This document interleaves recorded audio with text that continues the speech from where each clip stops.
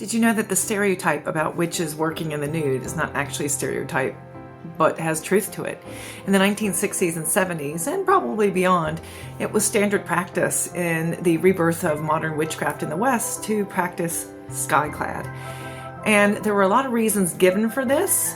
I think a lot of it has to do with the fact it was a counterculture movement. It was really closely associated with naturism, environmentalism, and there was an element of free love to it, let's be honest. But when asked, because it was quite scandalous in the 1960s and 70s to be practicing naked, because this was an era before, the rise of the modern sex industry. When asked, witches would often say, well, it has a democratizing effect. We take away the strappings of class, gender, etc., and it equalizes us all.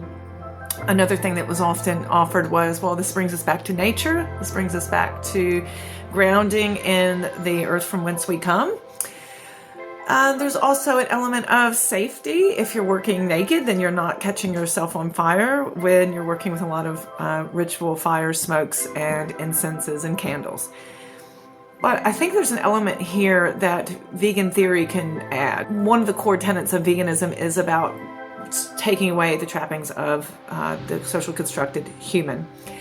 And in witchcraft, although there's a lot of theological emphasis on going back to nature, embracing our animal selves, and being in solidarity with fellow animals, that doesn't tend to always happen in practice. But I think this old idea of working skyclad, even if they didn't exactly say this is what they were doing, I think this is implicitly what was understood, is that we're moving away from this modern human idea, this cultural, civilized, separated human, and bringing ourselves back into the animal that we are, which is deeply connected to nature, to earth, to the cosmos, to the universe.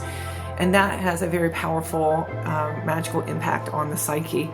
So could this be working skyclad? Could this be an element where veganism and witchcraft, modern witchcraft, actually find some overlap? I sure hope so, because witchcraft is all about respecting non-human animals in theory, but not so much in practice.